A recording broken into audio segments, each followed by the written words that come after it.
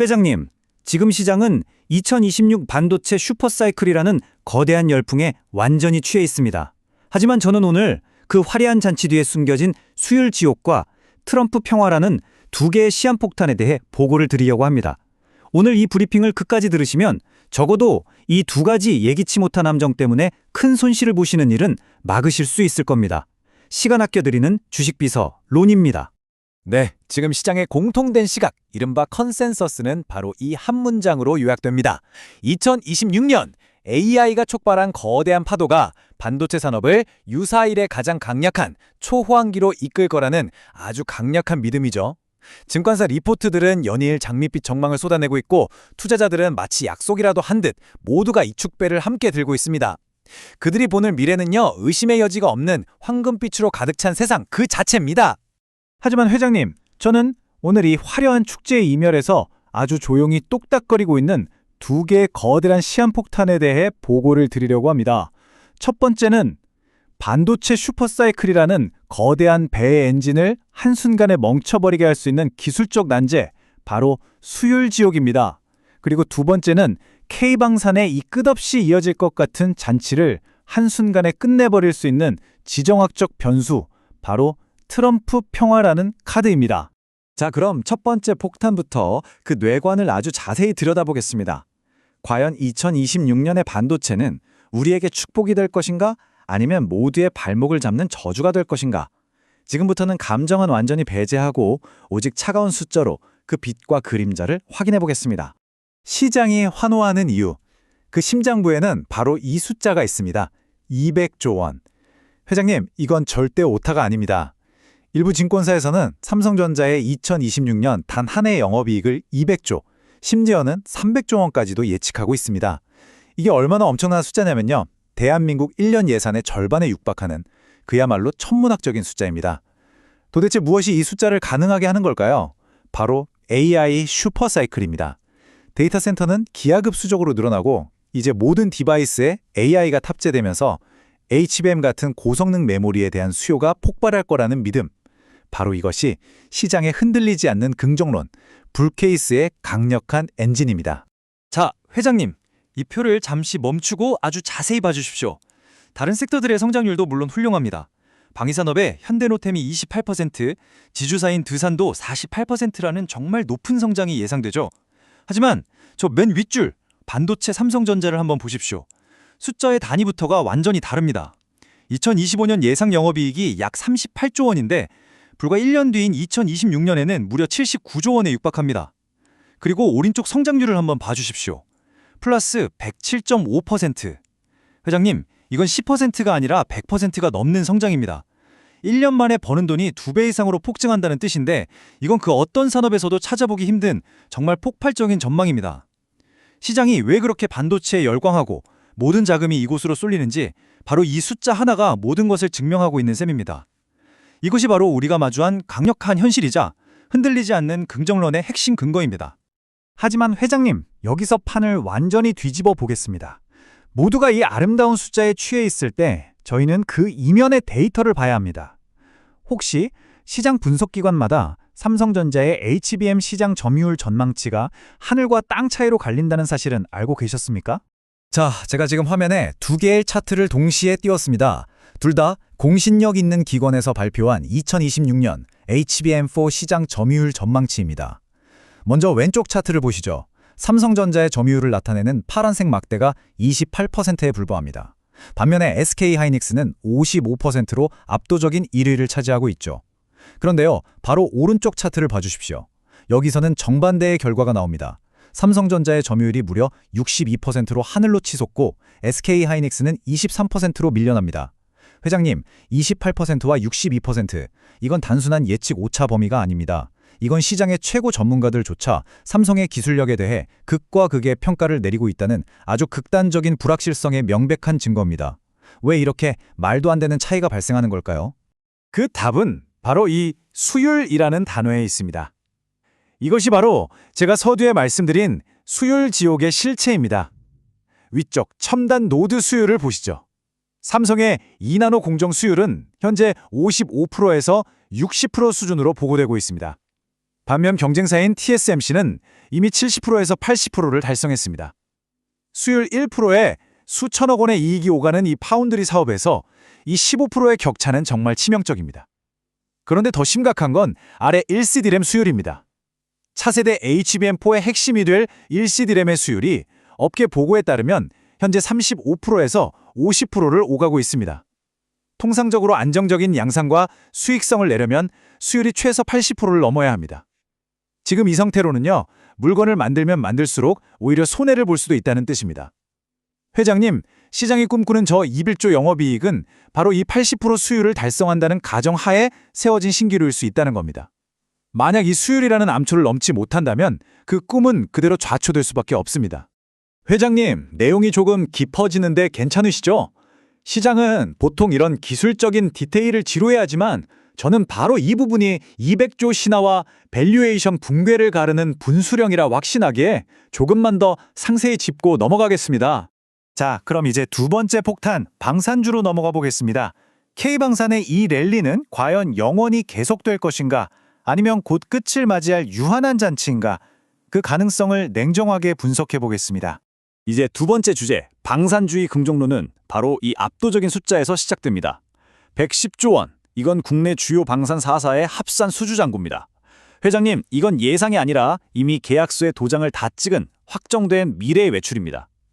러시아, 우크라이나 전쟁, 중동 분쟁 등 전 세계 지정학적 리스크가 격화되면서 가성비와 빠른 납기를 앞세운 K방산은 그야말로 황금길에 맞았습니다.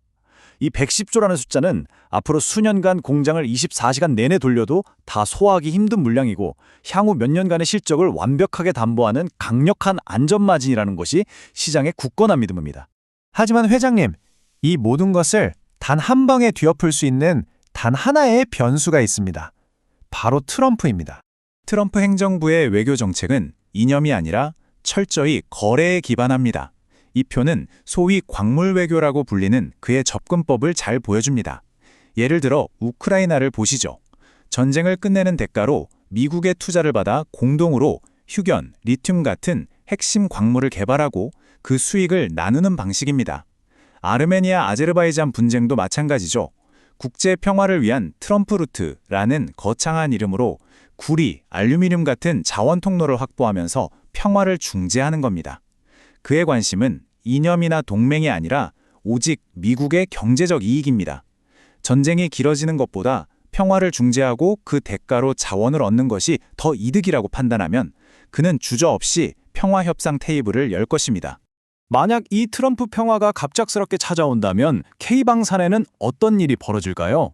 첫째, 폴란드처럼 급하게 무기를 사던 긴급 수요가 사라집니다. 이제는 가격을 꼼꼼히 따지고 자국 생산을 요구하는 일반 조달로 바뀌면서 지금과 같은 높은 마진을 유지하기가 어렵게 됩니다. 둘째, 미국 우선주의 정책에 따라서 동맹국들에게 미국산 무기를 사라고 강력하게 압박할 겁니다. K방산의 가장 큰 경쟁자는 바로 미국이 되는 셈이죠.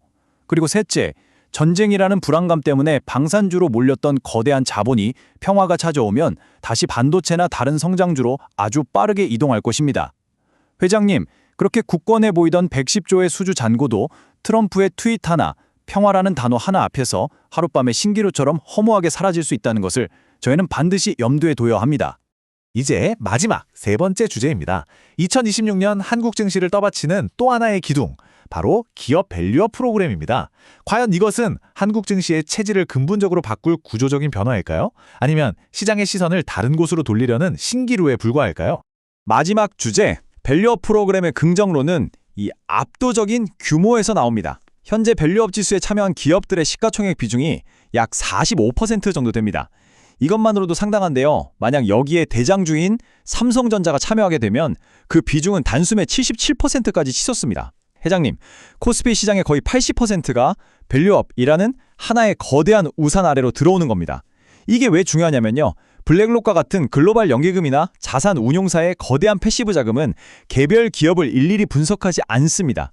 그저 지수를 기계적으로 추정할 뿐이죠. 코스피의 77%가 담긴 지수가 탄생하면 수십, 수백조 원의 외국인 자금이 묻지마 매수로 유입될 수밖에 없다는 것. 이것이 증시 전체를 강제로 끌어올릴 것이라는 강력한 기대감의 실체입니다. 하지만 회장님, 시장은 밸류업에 환호하지만 저희는 여기서 냉정해져야 합니다. 밸류업이라는 화려한 정책 뒤에 가려진 시장의 본질적인 변화, 즉 거대한 사이클의 전환을 읽어야 합니다. 지금 메모리 시장은요, 제품 가격, 즉 프라이스가 급등하면서 가만히 있어도 이익이 늘어나는 쉬운 구간에서 이제는 생산량, 즉 퀀티티를 필사적으로 늘려야만 이익이 유지되는 위험한 구간으로 넘어가고 있습니다. 바로 이것이 그 증거입니다. 이 그래프는 2026년 글로벌 PC와 스마트폰의 출하량 전망치를 보여줍니다. PC는 마이너스 11.3%, 스마트폰은 마이너스 12.9%라는 역성장이 예상됩니다. 회장님, 이게 무엇을 의미할까요?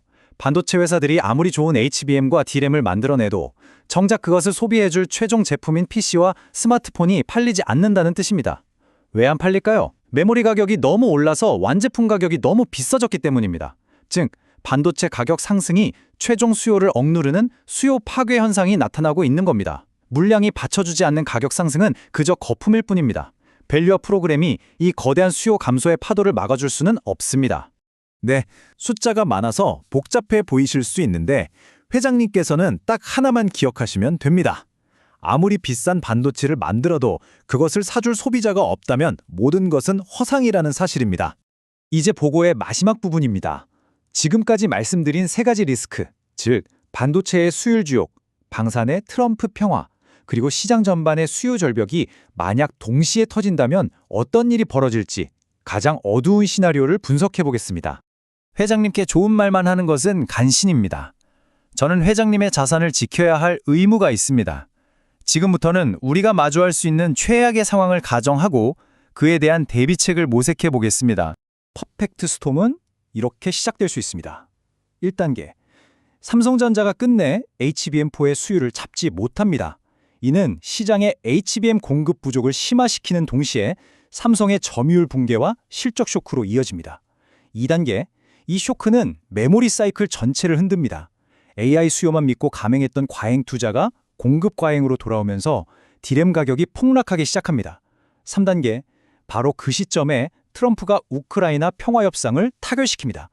평화 쇼크가 덮치면서 K방산의 수주 계약들이 연기되거나 취소되기 시작하는 겁니다. 한국 증시를 이끌던 두 개의 엔진, 반도체와 방산이 동시에 꺼져버리는 최악의 상황이 발생하는 거죠. 이 표는 본래 각 섹터의 주가 상승 잠재력을 보여주는 아주 긍정적인 자료입니다. 하지만 회장님, 저희는 이 표를 거꾸로 읽어야 합니다. 5번째 줄의 2차 전지 섹터를 보십시오. 상승 여력, 즉 업사이드가 마이너스 52.3%로 되어 있습니다. 이것이 바로 한때 시장을 주도했던 섹터의 성장 스토리가 무너졌을 때 어떤 일이 벌어지는지를 보여주는 냉혹한 현실입니다. 만약 반도체와 방산 섹터의 스토리가 무너진다면 저 마이너스 숫자가 그들의 미래가 될 수도 있습니다. 특히 가장 비중이 큰 반도체 섹터의 밸류에이션이 무너진다면 그 충격은 코스피 전체를 뒤흔들 것입니다. 오늘 심층 보고는 여기까지입니다. 호재와 악재를 모두 펼쳐드렸습니다. 과연 2026년은 시장의 기대대로 사상 최대 이익을 축하하는 환희의 해가 될 것인가? 아니면 제가 오늘 보고 드린 3개의 숨겨진 리스크가 동시에 터지는 퍼펙트 스톰의 서막이 될 것인가? 철저히 공개 자료 기준의 회사이며 최종 결제, 즉 판단은 회장님의 몫입니다. 더 디테일한 근거 자료는 링크의 블로그를 확인해 주십시오. 시간 아껴드리는 주식비서 론이었습니다. 성투하십시오.